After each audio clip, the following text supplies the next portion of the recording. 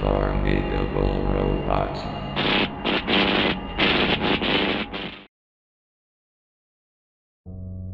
I still can't believe what happened.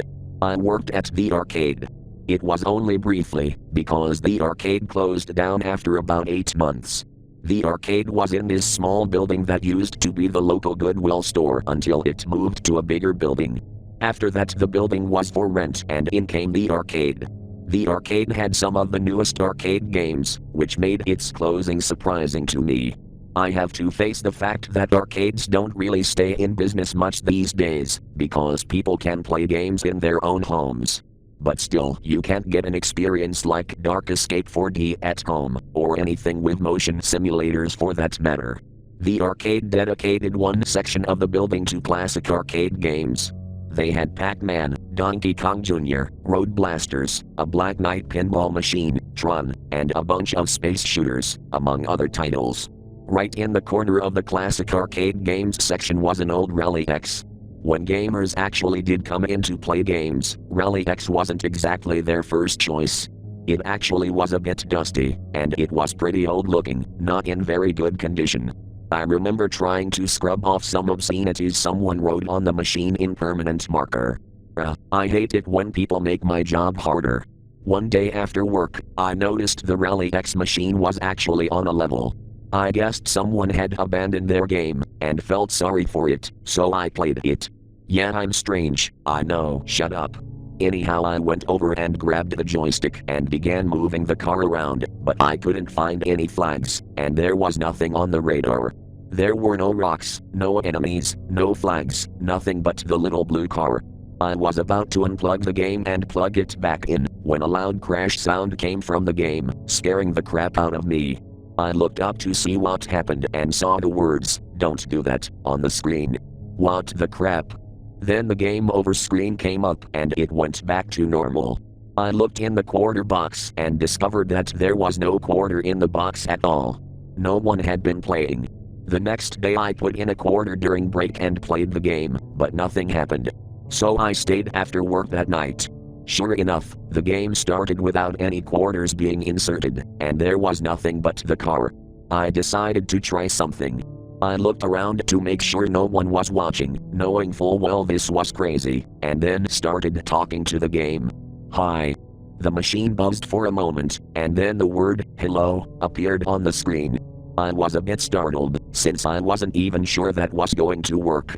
I stuttered for a bit, trying to think of what to say next. I decided to start off basic and asked, "What's your name?" In response, the title screen came up, but instead of Rally X, it just said, "Rally." "That's your name?" I asked, to which the game replied with the game theme. I assumed that I was talking to the races shown on the side of the game. So I talked to Rally for a while, and I came back every day after work. I noticed none of the other games talked, just Rally. I asked Rally why this was, to which he replied that he was better than the other games, which surprised me since he never seemed full of himself before. One day he asked if he could tell me something, and I said sure. Then all of a sudden, the text he used to talk turned black. It said, "I came into this world with high expectations. I had good graphics, unique gameplay, all of the ingredients to a successful game. In 1980 at the AMOA trade show, I was told I was the best of the best. But I didn't even come in third place. I still don't understand it.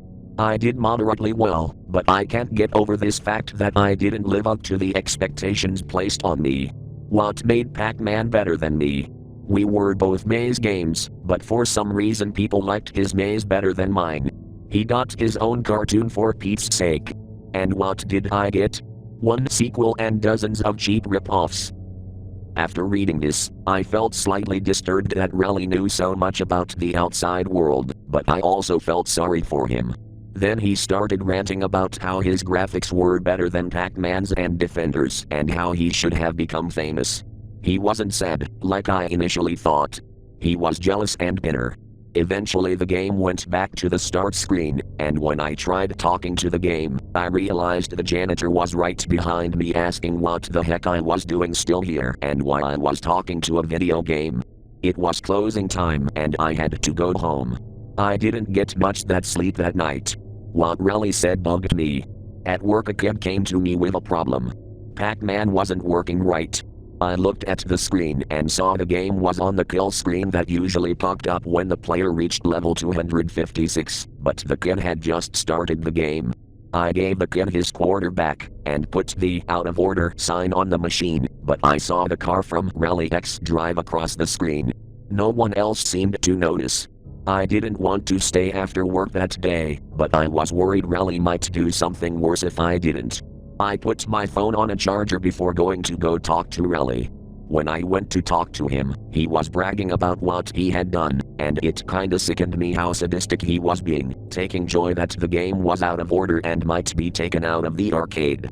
He started going into detail, saying he could imagine it rotting in a scrapyard. I don't think he really understands broken games don't go to scrapyards like broken cars do, and he implied that he was going to take out some other games next. I got really mad. He was taking out other games to try and get gamers to play his. I started yelling at him, telling him how sick and crazy he was, not caring if the janitor or anyone else heard and thought I was crazy. When I was done, for what seemed like hours but was probably only a few minutes, the room was silent. Then the game screen started flickering. The screen showed Rally, furious at me. He stated that he could do whatever he wanted, and I couldn't do anything about it. I told him I could and went for the plug to prove my point, but when I touched it, it burned my hand. The game was making loud high-pitched sounds, my hand was throbbing with pain, and I started crying. I was so scared. Then the screen stopped flickering, the game sounds stopped, and all was quiet except for my crying. I got up and looked at the screen. "I'm sorry," it said. I was confused, and then the game broke down. The whole cabinet was hot. Rally had overheated himself in his rage. Some repairmen tried to see what had happened, but they couldn't explain how a game just suddenly overheated. My employer concluded that because the game was so old, it had malfunctioned, but I knew better. One thing I know is that Rally isn't dead. You see, my phone which was charging suddenly had a Rally X background, all the ringtones were replaced with Rally X sound effects and music, and I now have Rally X Rumble on my phone. I guess Rally figured out how to make sure he would always be able to get someone's attention. Once I got an angry phone call from someone who had received a prank phone call. I still think of Rally as a friend, and sometimes I still talk to him. Whenever I ask about that last incident, he changes the subject. It appears to make him uncomfortable. Rally knew what was going on outside of his game. I don't know whether all games are capable of this. Like I said earlier, none of the other games in the arcade talked to me. But was that by choice, or because they were incapable? I tried asking Rally, but he still says it's because he's better, so I guess I'll never really know for sure.